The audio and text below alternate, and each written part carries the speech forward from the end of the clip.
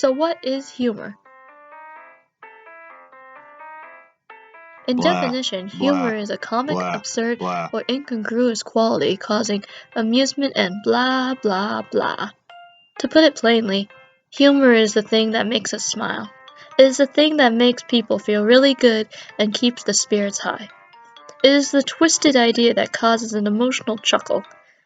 Humor incorporates creative writing that presents a childlike imagination to the audience. It is a necessary factor that is needed in the classroom, for it brings life into learning and to the children.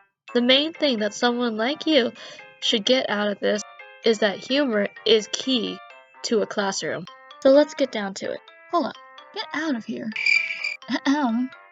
As I was saying, the best philosophy that could describe this book would be perennialism, essentialism, romanticism, progressivism, social reconstructionism? The answer is a little bit of each of these. What? Yep, that's what I said. The class is structured like a perennialist classroom in the way that there is still a want to develop children's mental capacity and rationality. It is essential, hence essentialism, that children absorb the information and are taught to do well in the world, which is enhanced by humor. Humor also motivates the students and allows them to feel safe and focus on a student's individual self-fulfillment. Authentic application is where students discover their own path and is encouraged, but in a humorous way, which shows progressivism. A tiny bit of social reconstructionism is seen in a humorous classroom through the lessons that are being taught. As long as the teacher has humorous components in his teaching, it can be found in any type of philosophy. But here's the big question. Why is humor used in the classroom? Because the teacher is a dictator who chooses what goes on in the classroom. Wrong! For one thing, having humor in the classroom builds teacher-student relations. It bases communication not on fear, but on the relationships that are made. Another thing that humor does is that it engages the students in the learning process, giving the students a positive, constructive, and a relaxed environment. You see, the trick to humor in the classroom is through a formula. Yep, you didn't think that you would be getting away without having some math in your life. Just add expected plus unexpected twist equals trifecta formula for human delivered in a classroom. What does this mean? Let's break it down. First, a teacher should do the expected. By doing the expected, it means to convey to your students a serious setup where the content is commonly understood. Then, you add the next expected thing, where this will build up the tension in the classroom. And then you add the unexpected twist, which is the punchline, thus creating the trifecta formula for humor delivered in the classroom. In terms of teaching, humor can range from opening jokes, stand-up jokes, anecdotes, quotations, or cartoons. But when performing the art of humor, one has to keep in mind that one thing that might be funny to you may not be funny to one of your students. Yeah, that's right. This is what we call offensive humor. In definition, this means any word, object, or action that violates a person's values or moral principles. Offensive humor, in its physical form, looks like put-downs, sarcasm, ridicule, profanity, vulgarity, sexual content, or sensitive or personal experiences. You see, what offensive humor does to the students is that it causes one or more of these things to happen. Tightening up, anger, tension, anxiety, or resentment. Instead of using humor like that, teachers should project humor as universal, which means anything from academic experiences, Oh man, that test really sucked! student life, All right, 3 more cups of coffee, working on 4 hours of sleep, and only 1,500 more words to go. or technology problems. What the? I just lost my paper and it was just on the screen. I pressed save. Didn't I? One other thing that soon-to-be teachers, like yourself, should know is how to produce a funny test. First off, pick the most important information that your students should know. Heed my advice. Never, and I mean never, provoke your students. For example, testing information in footnotes, which is usually trivial, made you angry when you took tests. Do not provoke students. If you do, when you leave the classroom after the test, they may be lurking in the shadows waiting to ambush you. To prevent being a teacher, such as the one mentioned before, avoid things like ambiguity, offensive and stereotypical language, irrelevant material, trickery items, horizontal formatted items, or grammatical mistakes. As a teacher, you must also consider what the test can do to your students. Yes, I am talking about anxiety. Keep in mind, your students were just like you. You may open the envelopes containing your papers. The exam starts now. Students' mental image is probably the shower scene from Alfred Hitchcock's Psycho. Why not? Just kill me now. Why must you drag me out my pain and suffering by making me take this test? Here's the student's physical response: sweating, trembling, headache, stomachache, nausea, vomiting, dizziness, fainting, paralysis, swelling, ulcer, rash, hair loss, bloating, nosebleeds, chapped lips, dysentery, PMS, BPH, and grandmother dies. The student's psychological response is anxiety, stress, tension, anger, frustration, helplessness, depression, memory loss, dementia, hysteria, agoraphobia, and necrophilia.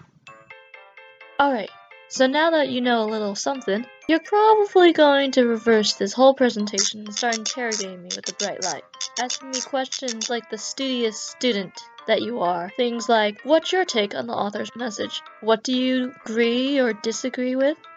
Why? Why might this be useful to your teaching? Why? And, whoa, calm down. Alright, prepare for a long, drawn-out response. Grab your pillows. First off, I feel that the author's message was exactly on the point. From what I can remember, I have always hated when a teacher who was monotone and drawn out. Blah, blah. Now pay attention. Blah, blah, and test. This was an absolute torture for me, especially when I look up at my teachers who projected learning in such a fun way. I think that conveying information is the best way through humor. Also, just as mentioned before, teachers like you need to consider that humor has to be used in the correct way. When you don't have any humor in the classroom, what's the point? Okay, so you're probably wondering where I'm getting all this information from. Is it real? Yep, you guessed it. This is all magic, and you're under my spell. No, all this information came from a really interesting man named Ronald A. Berk. Ronald A. Berk is a professor of biostatistics and measurement and assistant dean for teaching at the School of Nursing, the Johns Hopkins University. In 1993, Berk received the University Alumni Association Excellence in Teaching Award. He has spent 27 years at Johns Hopkins, 11 years in the Division of Education, and 16 years in the School of Nursing. Humor as an instructional defibrillator is just one out of his 8 books that he has written.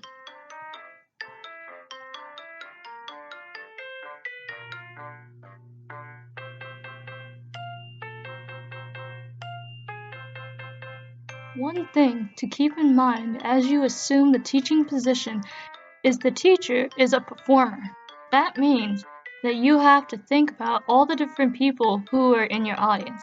As a teacher, you're going to have more than one type of student, like verbal linguistic, quantitative, analytical, visual spatial, bodily kinesthetic, musical, rhythmic, interpersonal, intrapersonal, or naturalist. To make teaching easier, I'll give you a hint. Wait for it. Wait for it.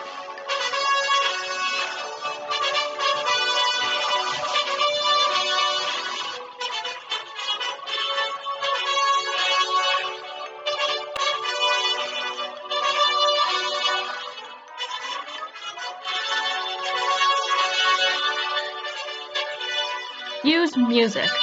Why music? Well, it grabs your attention, increases the student's interest, reduces anxiety, and makes learning fun. To enhance the humor in the classroom, do things like use pictures, graphics, icons, letters, backgrounds, and slideshows. So, you probably want to know the practical applications to classroom teaching. Are you scratching your head wondering how does one present a test? Since you've stuck with me all this time, I'll give you some tips. Here is how you, as a teacher, should format your test and what to consider. Make your test consistent of questions, problems, and incomplete sentences. When determining the choices, put the correct or best answer. Have 1 to 4 wrong answers or distractions. Make sure that you state the problem simply and clearly. Avoid excess verbiage, which basically means don't put more words than you have to. Put the blank at the end. Emphasize the negative word. Emphasize the best word and most important words. Remember how earlier we had mentioned ambiguity? Don't do this. Also, make sure that all the flaws are detected before you publish the final. When flaws are found, it means not measuring the outcome the test was intended to do, and it can also decrease the reliability of you and the test. Let's go out on the streets to see what other people have to say about humor as an instructional defibrillator. Hi, I come to you live, bringing people who have bought and read the book Humor as Instructional Defibrillator, written by Ronald A. Berk, and here's some of their thoughts now. I thought this guy's really lost. Perhaps he's a funny person, sucks. but his book leaves quite a bit to be desired. He has delusions of mediocrity. Nothing in the book is groundbreaking or even original. Some of his great ideas come from things like keep them interested with a hook. This idea he keeps repeating over and over. Don't waste your time or energy on this. Honestly, I can't think of anyone who would be able to use anything in here. Thank you. And what are your thoughts, ma'am? I think this book has a few good ideas for helping you to be more interesting to students, but I found the jokes got old quickly and most of the ideas are pretty lame. Better advice might be to find your own sense of humor and be yourself. If you truly enjoy teaching and love your students, it'll come through in your classroom demeanor. This book is for those teachers and professors who are so seriously humor deficient as it to be terminally boring anyway, so it might not even help. Give the book a try, but I wouldn't recommend paying full price for it. Get it used or borrow it from a colleague or library. Thank you. How about you, sir? I was inspired by this book and used it as a starting point for my dissertation. When I contacted Dr. Berk, he was encouraging and helpful to me. Thank you. How about you, sir? I think it has useful tips for catching the attention of students by way of humor and surprise factors. Thank you. Here are only a few snippets of a rather long editorial review of Berk's book, Humor as an Instructional Defibrillator. The presentation of background support for humor as an educational tool is also impressive. In fact, this era of PowerPoint presentations use suggestions of music and graphic as an arousing stimuli, complete with internet sources, could be a helpful addition to the right material. We love Ron's sense of humor that pervades the practical ideas throughout the book. He truly practices what he teaches. You will learn terrific techniques that are applicable to any instructional level. Both books incorporate his humorous style and are easy and enjoyable to read, while also being useful as guides to the use of humor. In writing this review, the temptation is to model, or even parody Berk's style, trying out Berk with witty aphorisms, clever language, double entendre, or other devices. Prudence, perhaps even good taste, suggest a more conservative approach.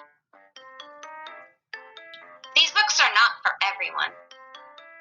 To help readers avoid such disaster, Berk stresses several useful techniques, including analysis of what makes oneself and the one's audience laugh, selecting and adapting material to fit one's situation, testing material in advance, and making constant revisions. One may read a considerable number of examples without bursting out in uncontrollable laughter, and thus question the extent to which anyone else would find the material funny. There is an old distinction between a comic and a comedian. One says funny things, the other says things funny. Anyone interested in incorporating humor into the classroom should refer to these books often. Thank you for tuning in. That is all the reviews I have gathered at the moment. Stay tuned for next week for brand new coverage. Well, there you have it. I think that sums it up. If you're more interested in learning the way of the funny, then read more about it in Humor as an Instructional Defibrillator. Now, if you excuse me, I must go revive a student from the undead.